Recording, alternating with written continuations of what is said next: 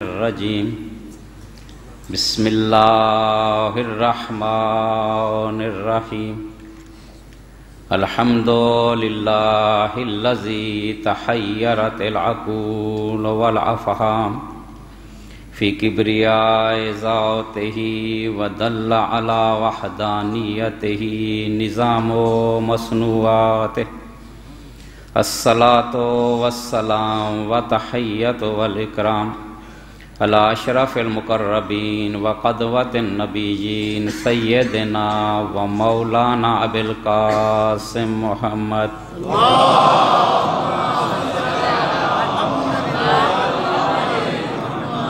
وعلی اہل بیتہ الطیبین الطاہرین المعصومین الذین ھداۃ الدین وائمۃ المؤمنین ولعنۃ اللہ علی اعدائہم اجمعین من یومنا ھذا الی یوم الدین اما بعد فقد قال اللہ الحکیم فی قرآن الکریم بسم اللہ الرحمن الرحیم انما ولیکم اللہ ورسولہ والذین آمنوا الذین یقیمون الصلاۃ ویؤتون الزکاۃ وہم راکعون۔ درود بھیجیں محمد۔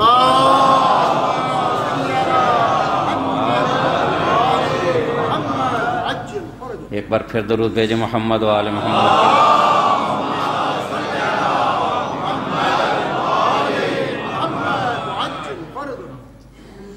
ارشاد خداوندی ہو رہا ہے کہ یقیناً تمہارا ولی اللہ ہے، اس کا رسول ہے، اور وہ مومن اکمل ہے جو نمازی بھی ہے اور حالت نماز میں زکوٰۃ بھی دیتا ہے۔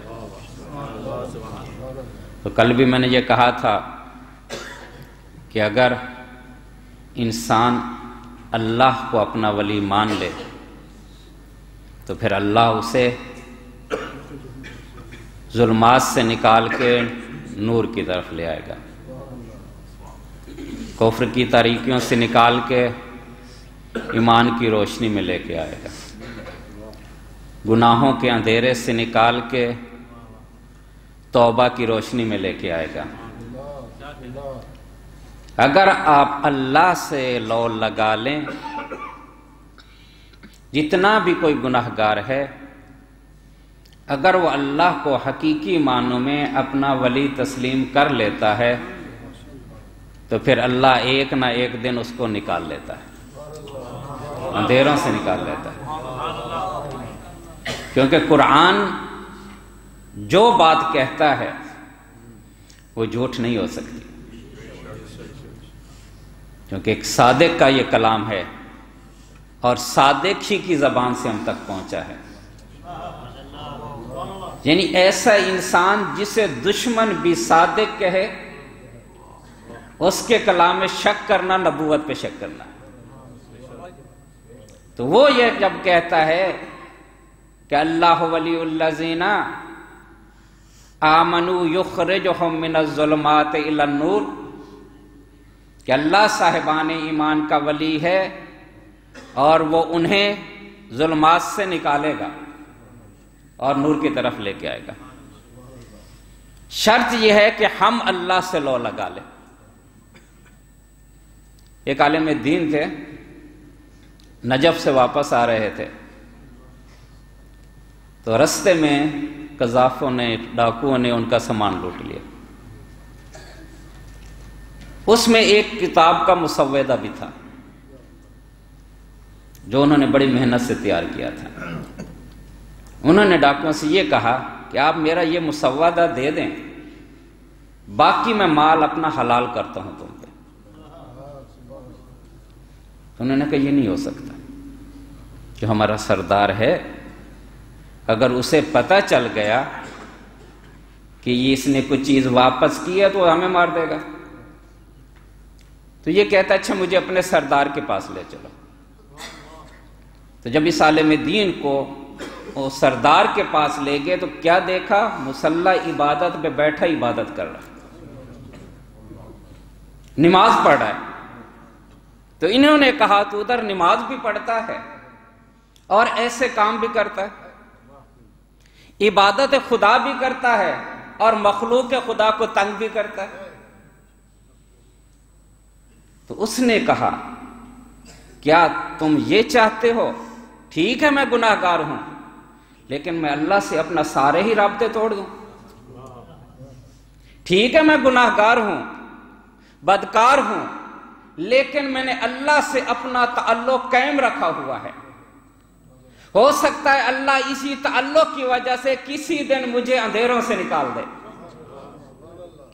کہتے اس نے یہ بات کی، پھر اس کے ذہن میں کیا خیال آیا، اس نے وہ سارا سامان میں واپس کر دیا۔ یہ عالم دین کہتے ہیں کہ 3 سال بعد مجھے کربلا کی زیارت نصیب ہوئی۔ میں روضہ امام علیہ السلام کے قریب گیا تو مجھے ایک گری و زاری کی آواز آئی، رونے کی آواز آئی۔ مجھے ایسے لگا کہ یہ آواز میں نے کہیں سنی ہوئی ہے۔ تو کہتے ہیں میں اس آواز کی طرف جب گیا تو سامنے وہی ڈاکوؤں کا سردار رو رہا تھا، اور مجھے دیکھ کے کہتا ہے میں نے نہیں کہا تھا اللہ سے رابطہ نہ توڑو، ہو سکتا ہے اللہ کسی دن آپ کو نکال کے لے آئے ظلمات سے، میں نے اللہ سے رابطہ قائم رکھا، اللہ نے مجھے گناہوں سے نکال کے یہاں پہنچا دیا۔ لہذا کسی صورت میں بھی انسان اللہ سے رابطہ نہ توڑے، اپنا رابطہ قائم رکھے، دیکھنا ایک دن اللہ تمہیں نکال کے لائے گا۔ حضرت یوسف علیہ السلام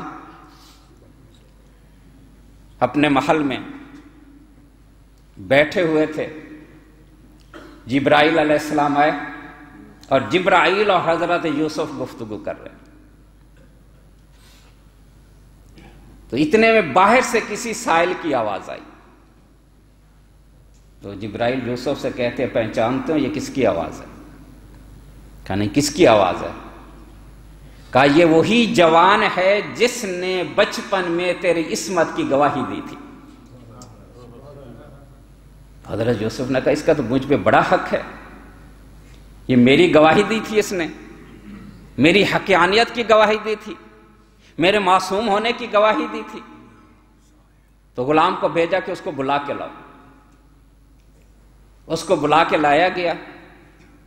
حضرت یوسف نے اس کو غسل کروایا، نیا لباس دیا، بہترین کھانا کھلایا، کچھ انعام بھی دیے، اور ساتھ یہ بھی کہا اب ہر مہینے آ کے دربار سے تو اپنا شہریہ لے کے جایا کرے۔ تو حضرت جبرائیل مسکرائے۔ حضرت یوسف نے پوچھا کیا میں نے کم دیا ہے؟ کیا آپ مسکرا رہے ہیں؟ تو جبرائیل نے کہا کم نہیں دیا، میں مسکرا اس لیے رہا ہوں تو بھی مخلوق ہے وہ بھی مخلوق ہے، ایک مخلوق نے دوسری مخلوق کی حقانیت کی گواہی دی تو اس نے اس کو اتنا نواز دیا، تو وہ خالق اکبر ہے جس کی گواہی انسان ہر روز دیتا ہے، اللہ اس کو کتنا دے گا؟ تو اس کا بندہ ہے، تو نے اتنا دے دیا، وہ خالق اعظم کتنا دے گا؟ جب ہر روز بندہ اس کی توحید کی گواہی دیتا ہے۔ آپ نماز پڑھتے ہیں، ہر نماز میں 2 دفعہ آپ کہتے ہیں اشہد ان لا الہ الا اللہ، تو اللہ کتنا نوازے گا آپ کو؟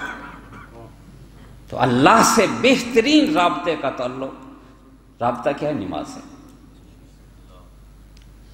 یہ آپ کہتے ہیں نا مراج المومن، یہ نماز آپ اللہ سے گفتگو کر رہے ہوتے ہیں۔ یقین کریں جو شخص نماز پڑھتا ہے اول وقت میں، امام باقر علیہ السلام فرماتے ہیں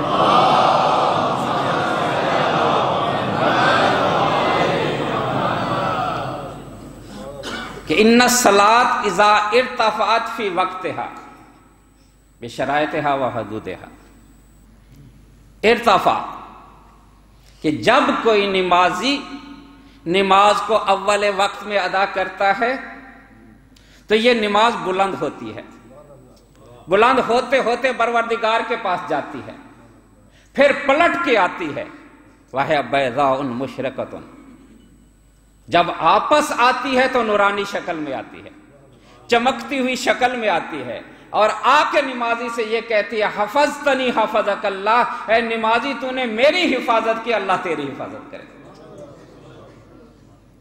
یہ نماز جب آپ پڑھتے ہیں اللہ کو بڑی پسند ہے، اور اگر یہی نماز آپ مسجد میں پڑھ دیں آپ تصور نہیں کر سکتے کہ اللہ نے آپ کو کیا دیا۔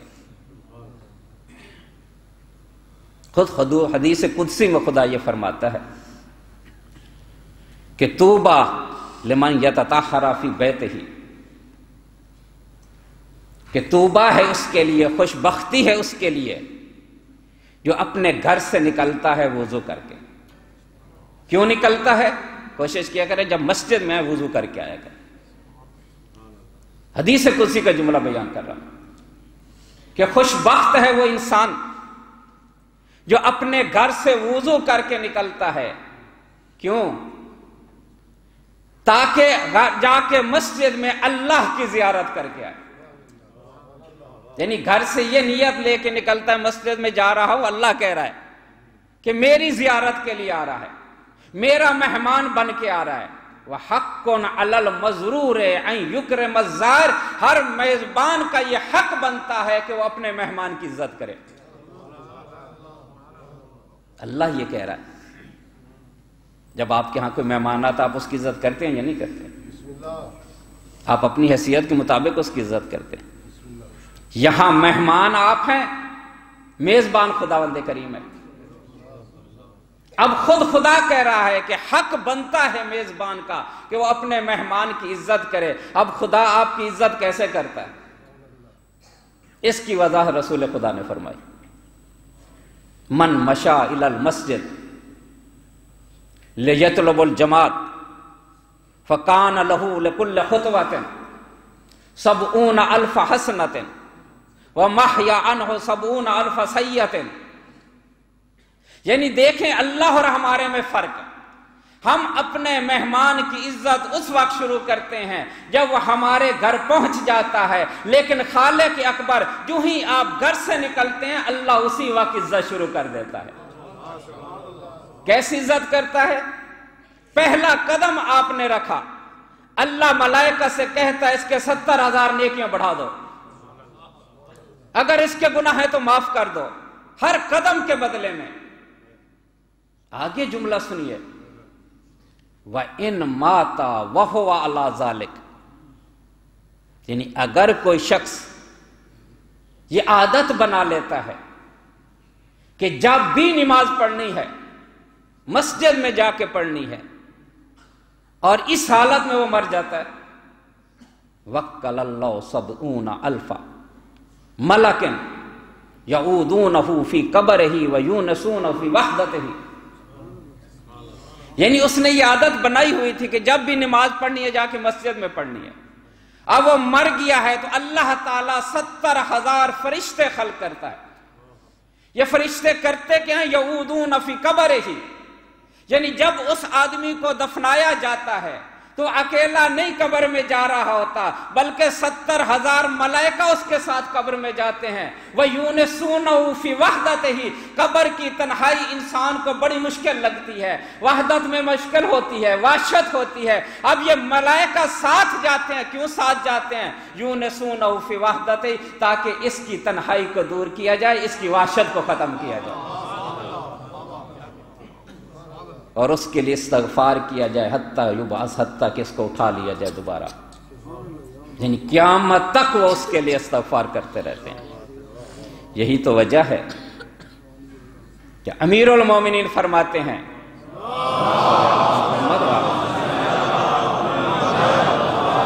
دیکھو امام کا کلام ہوتا ہے، یعنی یہ میں کہتا ہوں یہ جملہ فقط علی ہی کہہ سکتے تھے۔ فرماتے ہیں الجلسۃ لی فی الجامع خیر من الجلسۃ فی الجنہ، ہم ساری عبادتیں اس لیے کرتے ہیں کہ جنت میں چلے جائیں، حالانکہ جنت ہم نے دیکھی ہوئی نہیں ہے، صرف سنی ہوئی ہے، پھر بھی ہم اس کے شوق میں عبادتیں کرتے ہیں، حالانکہ جنت ایسی چیز ہے۔ امام زین العابدین علیہ السلام فرماتے ہیں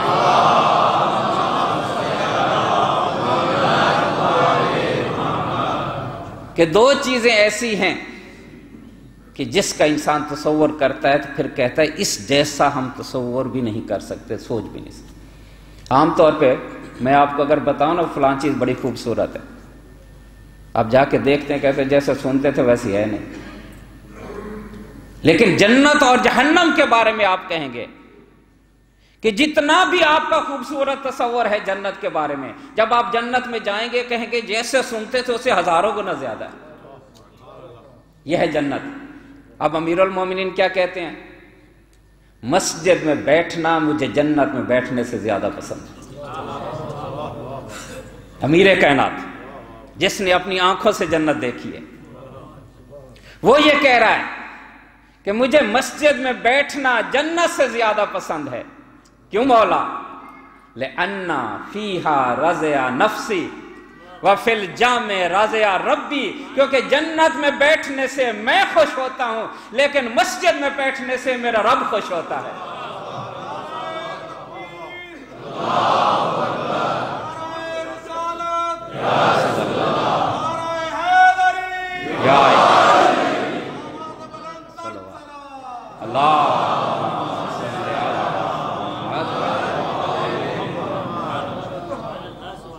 جنت میں بیٹھنے سے میرا رب خوش ہوتا ہے۔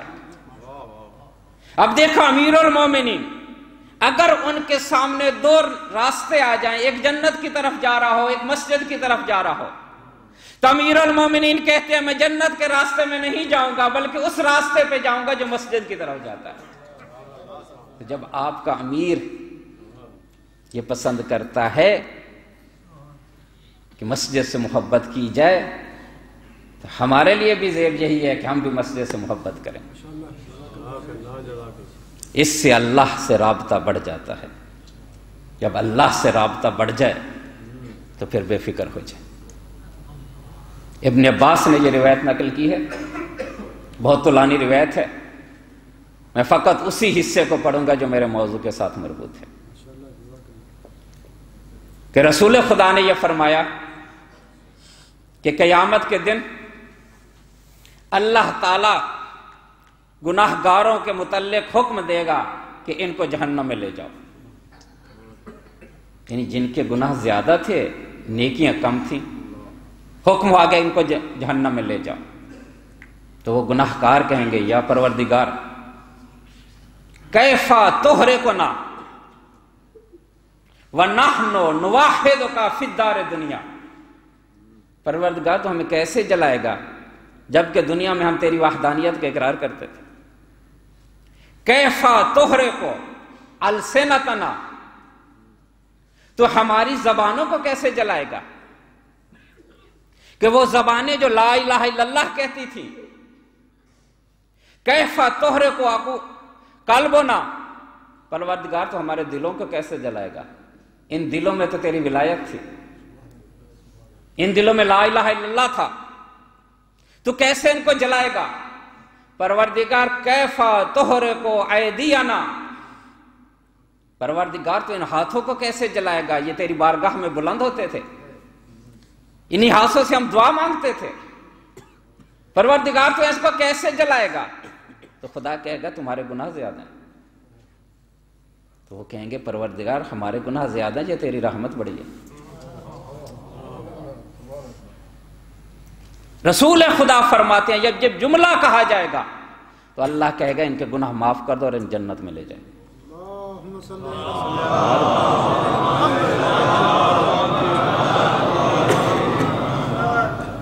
تو جو بھی لا الہ الا اللہ کہہ دے، یعنی جو بھی اللہ کو اپنا ولی مان لے، وہ کیا ہوگا؟ جنت میں جائے گا۔ تو ایک صحابی نے کہا یا رسول اللہ کل من قال لا الہ الا اللہ فہو مومن، کہ جو بھی لا الہ الا اللہ کہہ دے وہ صاحب ایمان ہے۔ کہ اللہ جو بھی لا الہ الا اللہ کہہ دے وہ صاحب ایمان نہیں ہے۔ انا عدونا یلحق بالیہود والنصارى، یعنی اگر وہ زبان سے لا الہ الا اللہ کہتا ہے لیکن ہم سے دشمنی رکھتا ہے تو قیامت کے دن وہ مسلمانوں کی صفوں سے نہیں اٹھے گا، بلکہ کوئی یہودیوں کے ساتھ ملا ہوا ہوگا، کوئی عیسائیوں کے ساتھ ملا ہوا ہوگا۔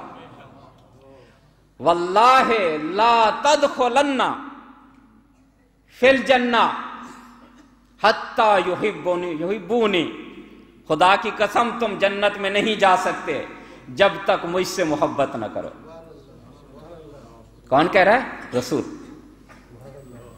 تم اس وقت تک جنت میں نہیں جا سکتے جب تک مجھ سے محبت نہ کرو۔ وَكَذَبَ مَنْ زَعَمَ أَن يُحِبَّنِي وَيُبْغِضُ عَلِيًّا، اور جھوٹا ہے وہ شخص جو یہ کہتا ہے میں رسول سے محبت کرتا ہوں لیکن علی سے بغض رکھتا ہے۔ کہا وہ جھوٹا ہے، وہ مجھ سے محبت نہیں کرتا۔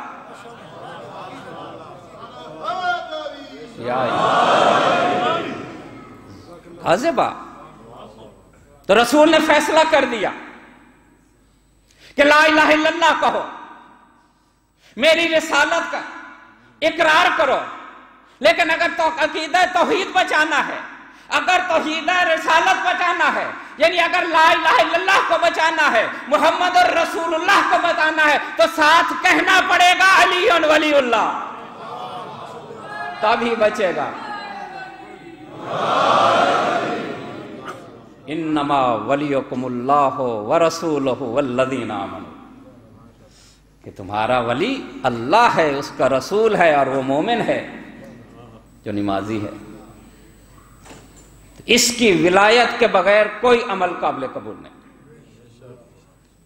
یہ جو باتیں میں کرتا ہوں سارا حدیثوں کا، آیات کا خلاصہ ہوتا ہے جو میں اپنی زبان میں بیان کرتا ہوں، اور میں اس لیے کچھ نہ کچھ عربی بھی پڑھتا رہتا ہوں تاکہ آپ کو پتہ چلے کہ رسول کی بات ہو رہی ہے۔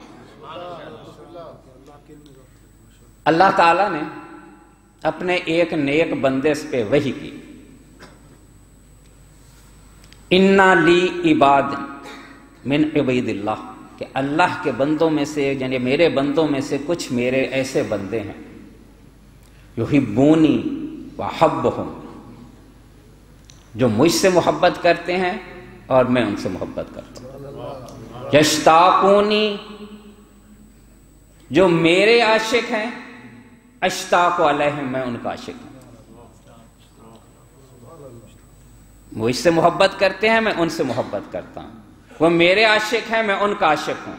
یذکرونی واذکرہم، وہ میرا ذکر کرتے ہیں، میں ان کا ذکر کرتا ہوں۔ اے میرے بندے، یہ جو میں کہہ رہا ہوں کہ کچھ بندے ایسے ہیں میرے جو میرے محبوب ہیں، اگر تو ان کے راستے پہ چلے گا تو میں تجھ پہ راضی ہو جاؤں گا، اگر تو ان کے راستے پہ نہ چلا تو پھر یہ تیرے سارے اعمال بیکار ہو جائیں گے، کیونکہ میں تجھ پہ راضی نہیں ہوں گا۔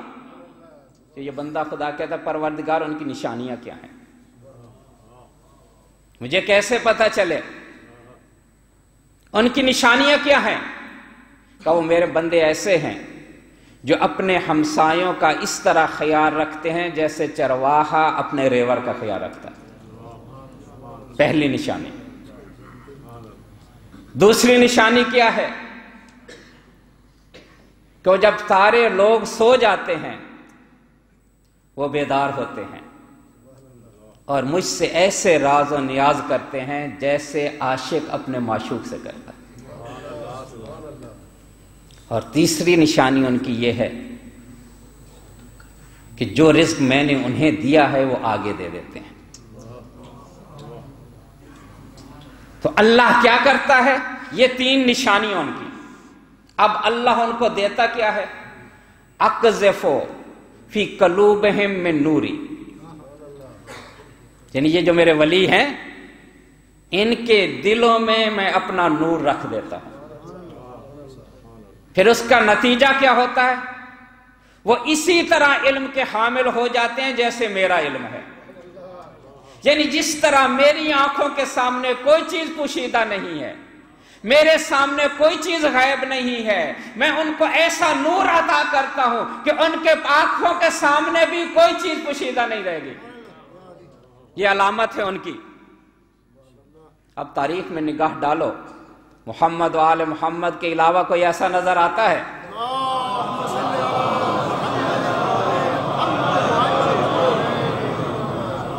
کہ جس نے ایسی خدمت کی ہو جیسے ریوڑ کی خدمت کرتا چرواہا، یہ آپ کو آپ کے ائمہ کے متعلق ملے گا کہ اتنا رزق پہنچایا لوگوں تک کہ بعد از شہادت معلوم ہوتا تھا کہ پشت پہ کے داغ کیسے ہیں، جو بوریاں اٹھا اٹھا کے لے جاتے تھے اور غریبوں تک دیتے تھے۔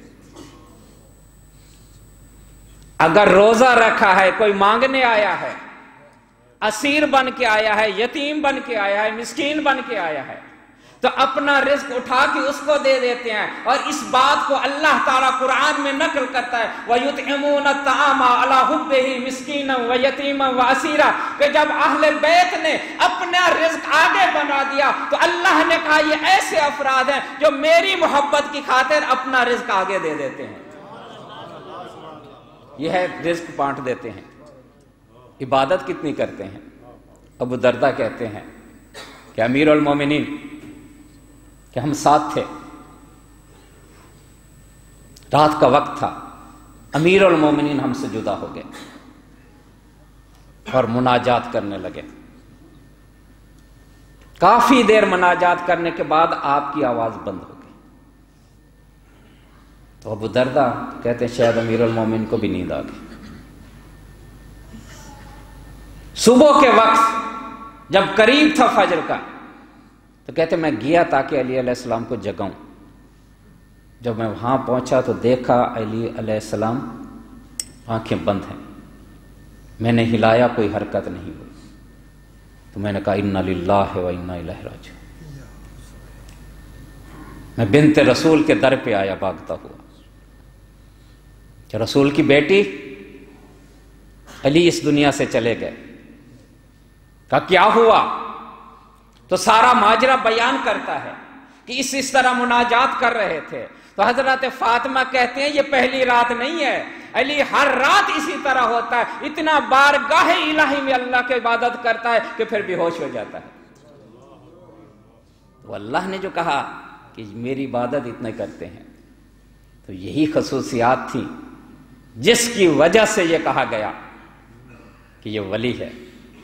رسول خدا فرماتے ہیں کہ اللہ یہ کہہ رہا ہے لَأُعَذِّبَنَّ كُلَّ رَعِيَّةٍ فِي الْإِسْلَامِ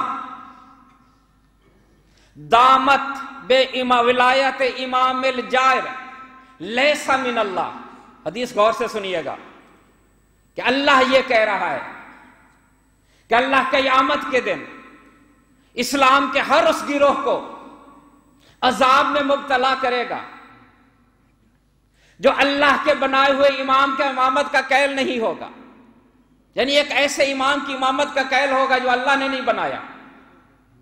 وَلَأَفْعَنَّ كُلَّ رَعِيَّةٍ دَانَتْ فِي الْإِسْلَامِ بِوِلَایَتِ امام العادل، اور ہر اس گروہ کو اللہ معاف کر دے گا جو اس امام کا ولایت کا قائل ہوگا جس کو اللہ نے امام بنا کے بھیجا ہے۔ وَإِن كَانَتْ فِي أَعْمَالِهَا سَيِّئَةٌ، یعنی ادھر یہ کہا کہ اگر وہ شخص فی نفس ہی نیک ہے، اس کے پاس نیکیاں ہیں، لیکن اللہ کے مقرر کرتے ہوئے ولی کو نہیں مانا، تو اللہ یہ کہہ رہا ہے میں اسے عذاب دوں گا۔ یہ شخص برا تھا، اس کی برائیاں زیادہ تھی، لیکن اس نے اس کو امام مان لیا جو اللہ نے مقرر کیا ہے، تو رسول کہہ رہے ہیں، اللہ کہہ رہا ہے میں اس کو معاف کر دوں گا۔ یعنی وہ نیک ہے، اس کا امام جائر ہے، وہ برا ہے لیکن اس کا امام عادل ہے، تو اس کا دین ختم ہو رہا ہے، اس کے گناہ ختم ہو رہے ہیں۔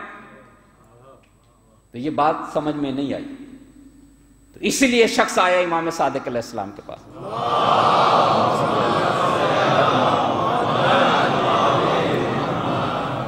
آ کے اسی بات کی تشریح پوچھتا ہے کہ یہ کیسے ہو سکتا ہے کہ امام جائر جو ہوتا ہے، امام ظالم جو ہوتا ہے، وہ اپنی رعیت کی نیکیوں کو برباد کر دیتا ہے، اور امام عادل جو ہوتا ہے وہ اپنی رعیت کے گناہوں کو ختم کر دیتا ہے، یہ کیسے ہو سکتا ہے؟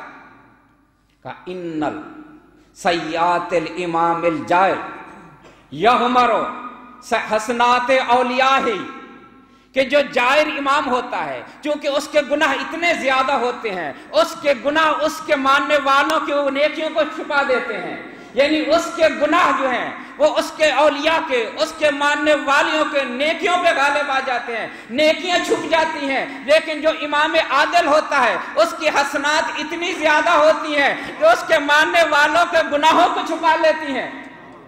اب تاریخ میں ڈھونڈو ایسا امام کہ جس کے پاس اتنی نیکیاں ہو کہ وہ قیامت تک بانٹتا رہے، اپنے دوستوں کو دیتا رہے، تب بھی اس کی نیکیوں میں کمی نہ آئے۔ میں نے دیکھا رسول خدا نے یہ کہا ضربت علی یوم الخندق افضل من عبادت الثقلین۔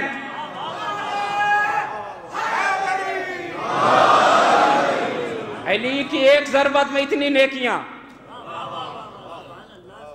کہ اگر اپنے ماننے والوں کو قیامت تک بانٹتا رہے علی کی نیکیوں میں کمی نہیں آئے گی۔ کچھ کہتے ہیں یہ کیسے ہو گیا کہ یہ کیوں چھپا رہا ہے، یا علی کیوں چھپا رہا ہے اپنے مومنین کی نیکیوں اور برائیوں کو اور نیکیوں کو ظاہر کر رہا ہے؟ آتی ہے نا بات ذہن میں، یہ کیوں ایسا ہو رہا ہے؟ میں کہتا ہوں اس لیے ایسا ہو رہا ہے کیونکہ اللہ ایسا کرتا ہے، اور جو اللہ کی طرف امام سے امام بن کے آئے گا وہ بھی یہی کرے گا، کیونکہ اللہ کا مظہر ہے۔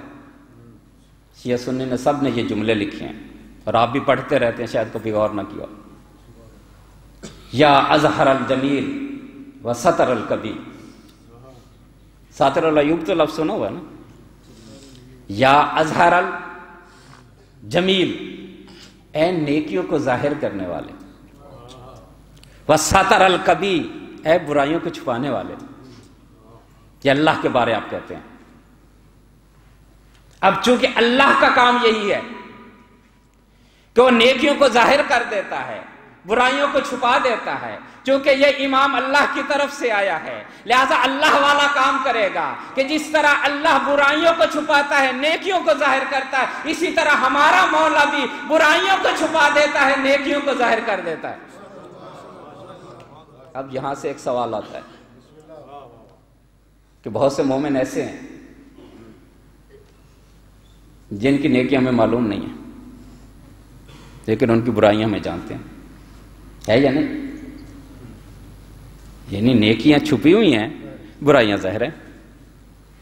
حالانکہ آپ کہہ رہے ہیں ستر الکبیر و اظہر الجمیل، یعنی اللہ برائیوں کو چھپاتا ہے نیکیوں کو ظاہر کرتا ہے، جبکہ ہم دنیا میں برعکس دیکھ رہے ہیں۔ کئی دفعہ ایسا ہوتا ہے ہم اس مومن کو جانتے ہیں لیکن اس کی نیکی کو نہیں جانتے، نیکی چھپی ہوئی ہے، جبکہ فلاں کا گناہ ہم جانتے ہیں، گناہ ظاہر ہے، یہ کیسے ہو گیا؟ اب اس کا جواب کون دے؟ اس کا سوال کا جواب وہی دے سکتا ہے جو اللہ کی طرف سے علم لے کے آیا، ہم نہیں دے سکتے۔ تو جب امام صادق علیہ السلام سے پوچھا گیا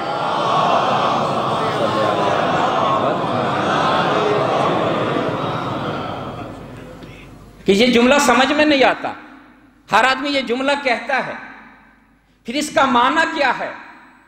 تو امام علیہ السلام فرماتے ہیں ما من مومن الا لہ مثل فی العرش، کہ جتنے بھی اللہ نے مومنوں کو پیدا کیا ہے، جتنے بھی مومن ہیں ان کی ایک مثل عرش پہ ہے، یعنی جس شکل میں یہاں مومن ہے اسی طرح کا ایک عرش پہ مومن ہے۔ فَإِذَا اشْتَغَلَ بِالرُّكُوعِ وَالسُّجُودِ فَعَلَى مَثَلَهُ مِثْلَهُ، کہ جب مومن یہاں سجدہ کرتا ہے، جب مومن یہاں رکوع کرتا ہے تو اس کی مثل وہاں سجدہ کرتی ہے، اس کی مثل وہاں رکوع کرتی ہے۔ اب ملائکہ اس کو دیکھتے ہیں اور ملائکہ اس پہ درود بھیجتے ہیں۔ اب ملائکہ کو کیا نظر آ رہا ہے کہ یہ نماز پڑھ رہا ہے، یہ نیکیاں کر رہا ہے، اب ملائکہ کو وہ نظر آ رہا ہے، لیکن جب کوئی مومن گناہ کرتا ہے تو اللہ اس کی مثل پہ پردہ ڈال دیتا ہے، ملائکہ کو نظر نہیں آتا، یعنی نیکیاں ملائکہ کو نظر آ رہی ہیں، برائیاں ملائکہ پہ چھپی ہوئی ہیں۔ ھذا تعویل ھذا الجملہ، یہ تعویل ہے اس جملے کی۔ یا اظہر الجمیل و ستر الکبیر، اے نیکیوں کو ظاہر کرنے والے، کتنے خوش قسمت ہیں آپ لوگ، صرف اس تیسرے جملے کو مان لیا تو اللہ نے آپ کو اتنی عزت دے دی کہ کہ رسول کے بعد مولا مانا تو اس کو جسے رسول نے کہا. تو جب تک مولا ان کو نہیں مانیں گے، ان پہ ایمان نہیں رکھیں گے، تو پھر سارے اعمال حبط، بیکار. ارج المطالب اہل سنت کی کتاب ہے، مناقب خوارزمی میں بھی یہ ہے کہ رسول خدا یہ فرماتے ہیں لو ان عبدا عبد اللہ مثل ما قام نوح فی قومہ، کہ اگر کوئی شخص اللہ کی اتنی عبادت کرے جس طرح حضرت نوح نے اپنی قوم میں عبادت کی، یعنی 900 سال کم از کم. وَتَعَالَى وَكَانَ لَهُ مِثْلَ أُحُدٍ ذَهَبَ فَأَنفَقْتَهُ فِي سَبِيلِ اللَّهِ، اتنی عبادت کرے جتنی نوح نے کی. احد جتنا پہاڑ، جتنا اس کے پاس سونا تھا، اور اس نے اللہ کے راہ میں دے دیا.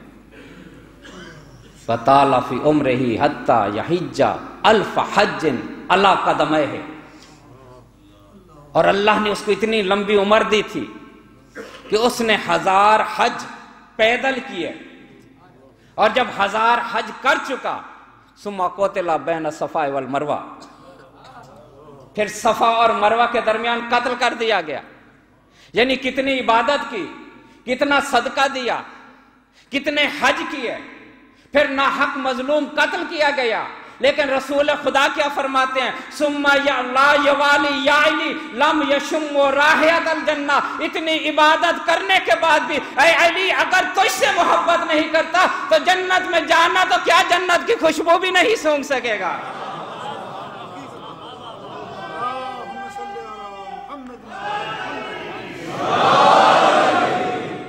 یعنی یہ سارے اعمال بیکار ہو گئے. یہ رسول جو کہا ہے، کیوں کہا ہے؟ کیونکہ آیت ہے قرآن کریم کی. قرآن میں اللہ کیا کہتا ہے؟ من یکفر بالایمان فقد حبط عملہ وہو فی الآخرۃ من الخاسرین. قرآن کی آیت ہے. جملہ کیا ہے؟ من یکفر بالایمان، جو ایمان سے کفر کرے، جو ایمان کا انکار کرے، اس کے اعمال حبط ہو جائیں گے. یعنی اس ایمان سے مراد کیا ہے؟ یہ جو کہا گیا ہے کہ اس کے اعمال حبط ہو جائیں گے، یعنی اس کا مطلب نماز پڑھ رہا تھا، روزہ رکھ رہا تھا، حج کر رہا تھا، زکوٰۃ دے رہا تھا. یہ کون شخص کرتا ہے؟ جو اللہ کو مانتا ہو، جو اللہ پہ ایمان رکھتا ہو، وہ شخص یہ اعمال انجام دیتا ہے. اب اللہ کیا کہہ رہا ہے؟ جو ایمان کا انکار کرے گا اس کے یہ سارے اعمال حبط ہو جائیں گے. یہ ایمان ہے کون؟ جس کے انکار پہ سارے اعمال حبط ہو گئے. ابن مجاہد تابعین میں سے ہیں، یعنی صحابہ کے بعد جو افراد آتے ہیں، وہ اپنی تفسیر میں لکھتے ہیں کہ یہ جو اللہ کہہ رہا ہے کہ اس کے اعمال حبط ہو جائیں گے، اس ایمان سے مراد عروۃ الوثقی ہے. اہل سنت کی تفسیر ہے. اس ایمان سے مراد عروۃ الوثقی ہے کہ اسی عروۃ الوثقی کی بنا پہ اعمال قبول ہوں گے، اسی عروۃ الوثقی کی بنا پہ جنت ملے گی. اگر عروۃ الوثقی کا انکار کیا تو پھر یہ سارے ختم ہو جائیں گے، جنت بھی نہ ملے گی. اب عروۃ الوثقی کیا ہے؟ اب یہ سیوطی اس کی وضاحت کرتے ہوئے کہتا ہے کہ عروۃ الوثقی سے مراد رسول خدا کہتے ہیں انت یا علی تو عروۃ الوثقی ہے. اگر تیرا کسی نے انکار کیا تو سارے اعمال. ابھی سمجھ میں نہیں آئی تو جنگ خندق یاد کرو. جنگ خندق میں کیا ہوا تھا؟ عمر ابن عبد الود خندق پار کر کے آیا اور کیا کہتا ہے؟ اے مسلمانوں آؤ میرے ساتھ جنگ کرو. کوئی نہیں اٹھا. پھر کہتا ہے کہ چیخ چیخ کے میری زبان گنگ ہو گئی ہے، تو میں کسی میں اتنی جرت نہیں کہ میرے ساتھ آ کے مقابلہ کرے. پھر اس نے جملہ کہا، اے مسلمانوں تم یہ کہتے ہو کہ جو شہید ہو جاتا ہے وہ سیدھا جنت میں جاتا ہے اور جو کافر ہے وہ جہنم میں جاتا ہے، آؤ میرے ساتھ جنگ کرو، یا مجھے جہنم میں پہنچا دو یا میں تمہیں جنت میں پہنچاتا ہوں۔ خود تمہارا یہ کہنا ہے۔ کوئی بھی نہیں اٹھا، حتیٰ کہ یہ رسول خدا کے خیمے پہ پہنچ گیا اور نیزہ مار کے یہ کہتا ہے کہ تم لوگوں کو کیا ہوا، کیوں نہیں میرے مقابلے میں آتے؟ تو اس وقت رسول خدا نے یہ کہا جو خلق عظیم کا مالک ہے، اس نے جملہ کیا کہا؟ من لہذا القلب، یعنی وہ رسول جو اتنا خلق عظیم کا مالک ہے وہ یہ جملہ کہہ رہا ہے۔ کون ہے اس کتے کے مقابلے میں جانے والا؟ امیر المومنین اٹھے، کہا بیٹھ جاؤ۔ کچھ لوگ بیٹھے تھے، بجائے حوصلہ افزائی کرنے کے الٹا ڈرا رہے تھے، یا رسول اللہ یہ اتنا بہادر ہے، ہم عہد جاہلیت میں ان کے ساتھ تھے کہ ایک دفعہ دشمنوں سے مقابلہ ہو گیا، ہم بھاگ گئے، یہ اکیلا 1000 آدمیوں سے لڑتا رہا، ہم نہیں لڑے، یہ اتنا بہادر ہے۔ یہ عادت جنگ مسلمان ہونے کے بعد بھی نہیں گئی۔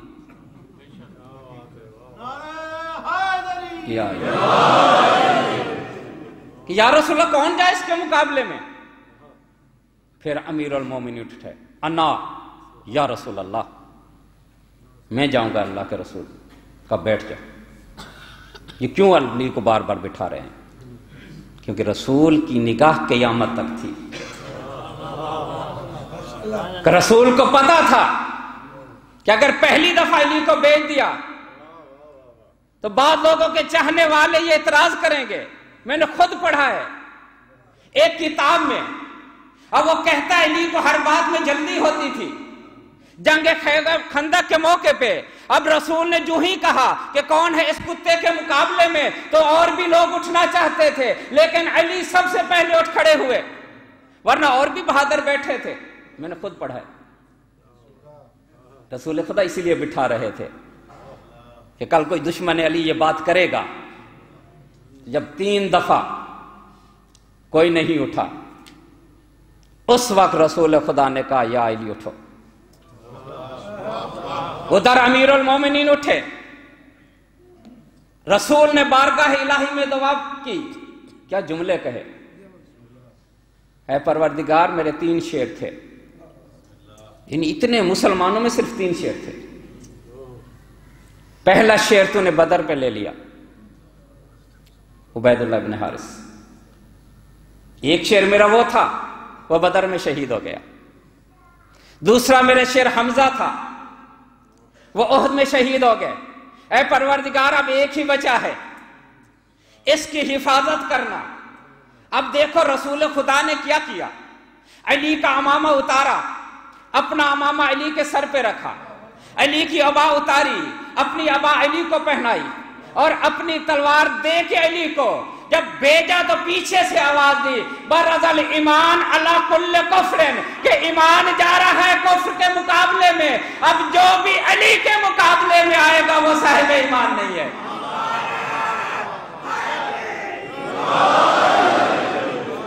برز الایمان، اور پتہ چلا وہ ایمان کون ہے کہ من یکفر بالایمان قد حبط عملہ، کہ جس نے اس ایمان کا انکار کیا اس کے اعمال حبط کر لیے جائیں گے۔ تو یہ ہے ایمان جس کی تعریف کی رسول خدا نے جنگ خندق میں۔ بس ادادارو، جتنی زیادہ رسول خدا نے اہل بیت کے کمالات اور فضائل بیان کیے، مسلمانوں نے اتنی ہی تکلیفیں دی۔ کسی نبی نے یہ جملہ نہیں کہا، آپ تاریخ اٹھا کے دیکھیں، ما اوذیا،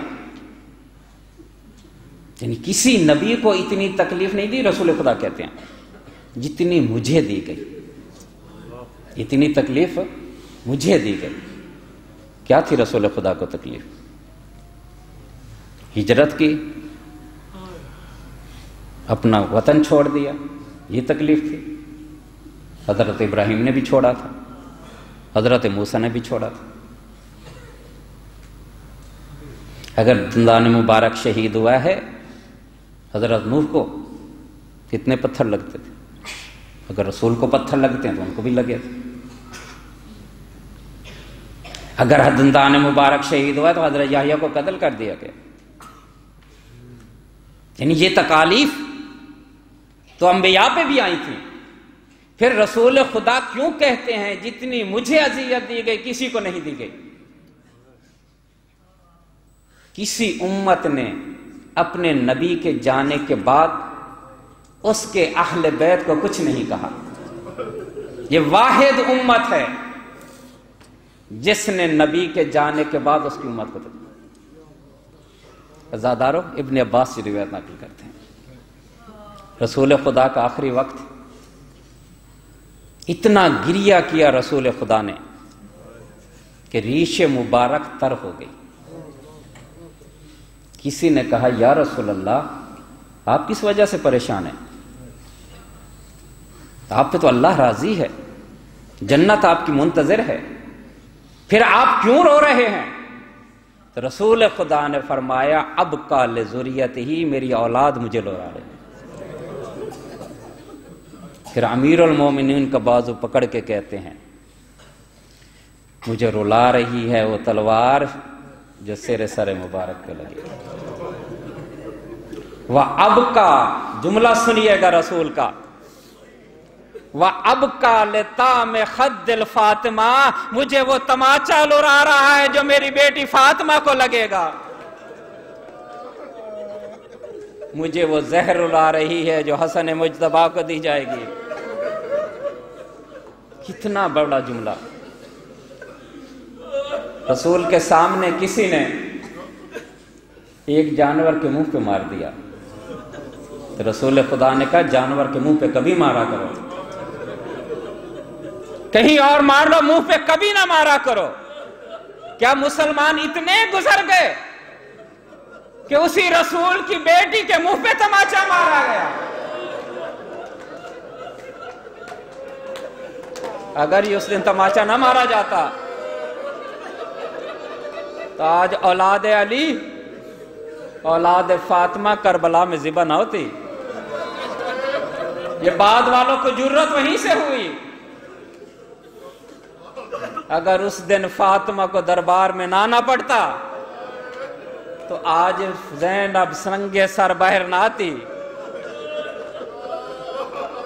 زادارو آپ کی یہ بی بی 4 دفعہ گھر سے نکلی ہے۔ پہلی دفعہ اس وقت جب ماں کا جنازہ اٹھا، رات کی تاریکی، امیر المومنین جنازہ فاطمہ کو لے کے جا رہے ہیں کہ ایک بچی پہ نظر پڑی۔ کہا حسن بیٹا یہ بچی کون ہے؟ کہا بابا یہ زینب ہے۔ کہتے جنازے کو رکھ دو۔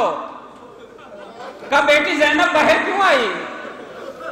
کہا بابا اماں کا جنازہ ہے، رات کی تاریکی ہے، میرے سر پہ چادر ہے۔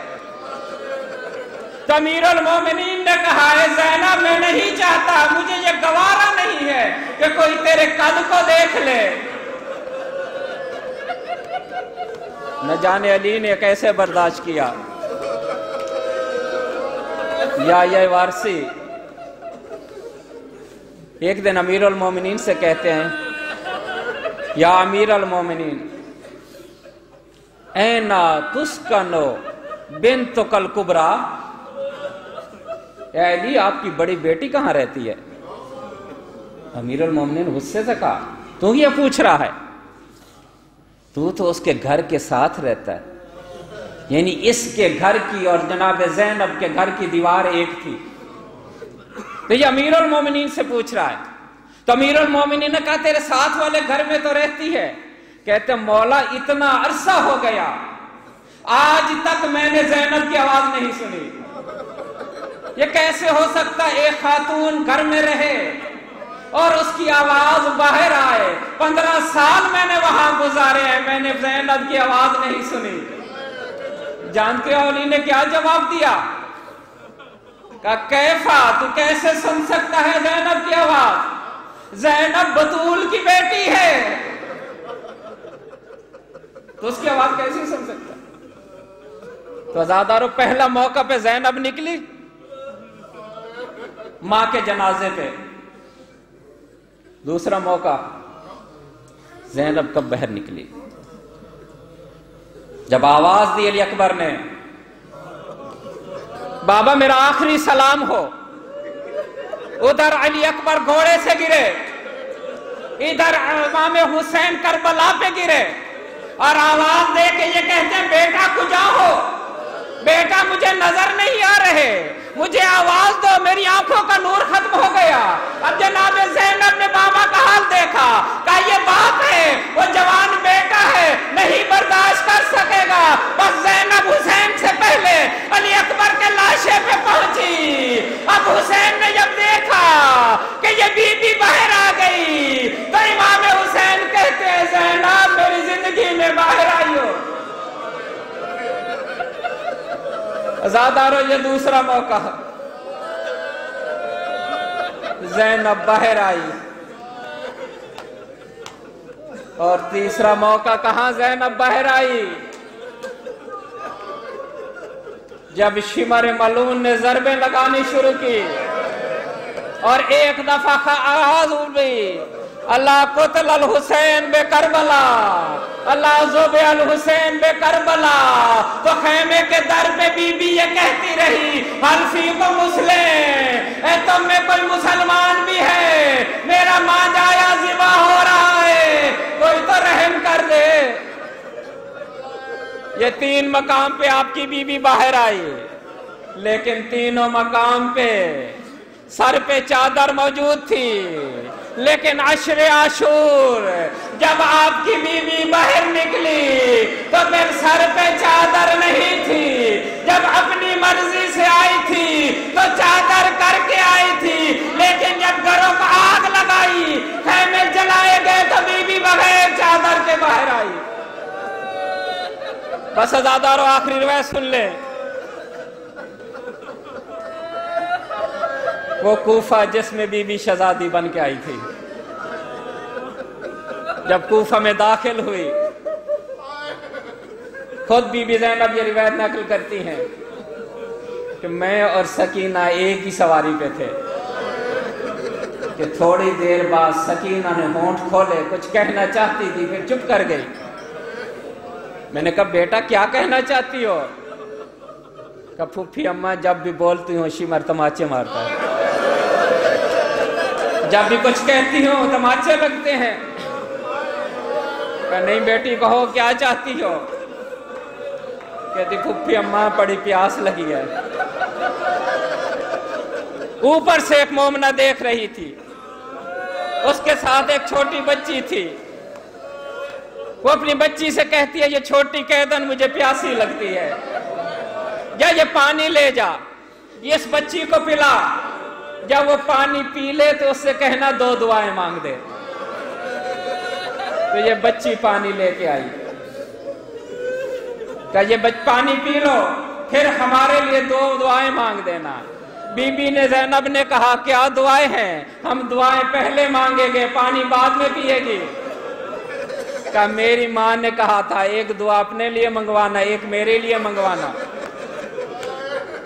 میرے لیے دعا یہ کرے کہ جس طرح اللہ نے اسی یتیم کیا ہے مجھے یتیم نہ کرے۔ بس عزادارو جناب سکینہ نے چھوٹے چھوٹے ہاتھ بلند کیے، کہا پروردگارہ تجھے میرے بابا کا واسطہ، بابا میرے بابا کا واسطہ، میرے بابا کی پیاس کا واسطہ، پروردگارہ تجھے میری یتیمی کا واسطہ، جس طرح میں یتیم ہوئی ہوں یہ بچی یتیم نہ ہو۔ کہا بیٹی دوسری دعا کیا ہے؟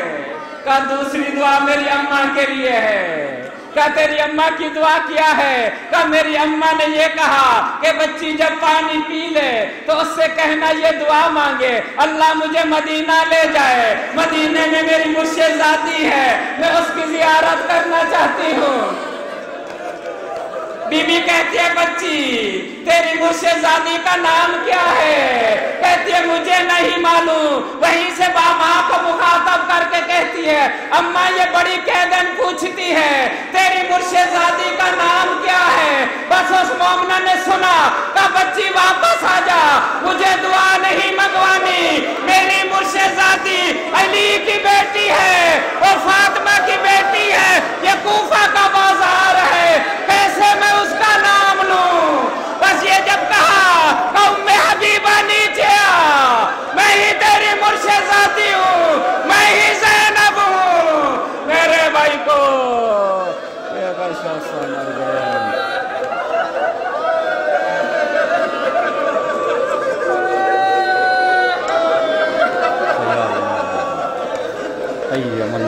मर गया।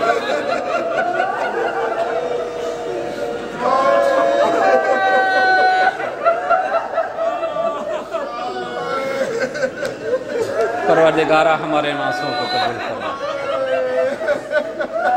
परवरदिगारा इन रोने वालों को सिवाय गमे हुसैन के कोई गम न दे। परवरदिगारा जो मरीज है उनके शिफा कामयाब कर। परवरदिगारा एक बेगुनाह असीर है, परवरदिगारा इमाम सज्जाद के वास्ते असीरान करबला के वास्ते उसकी असीर है। या अल्लाह मोहम्मद वाले मोहम्मद का वास्ता जो मोमिनीन मरीज हैं उनकी शिफा कामयाब, जो मोमिनीन बे औलाद हैं उनका औलाद नरीना अता कर। या अल्लाह मोहम्मद वाले मोहम्मद का वास्ता शियान हैदर करार जहाँ कहीं भी उनकी जान माल इज़्ज़त आबरू की हिफाजत कर। या अल्लाह मोहम्मद वाले मोहम्मद का वास्ता मोमिनीन पे ख़ुसूसी करम फरमा। या अल्लाह मोहम्मद वाले मोहम्मद का वास्ता सफ़े अज़ाब बिछाने की तौफ़ीक़ अता फरमा। या परवरदिगारा जो इस सफ़े अज़ाब बिछाने में जिस तरह की भी मदद कर दे परवरदिगारा तो उनकी हर तरह की मदद फरमा, उनकी ख्वाहिशात को बरला, उनकी हाजात को पूरा कर। या अल्लाह मोहम्मद वाले मोहम्मद का वास्ता इमाम ज़माना के ज़हूर में ताजील फरमा और हमें उनके अंसार व अवान में से करार दे। बिहक़्क़ि मुहम्मदिन व आलिल अत्हार। अल्लाहुम्मा सल्लि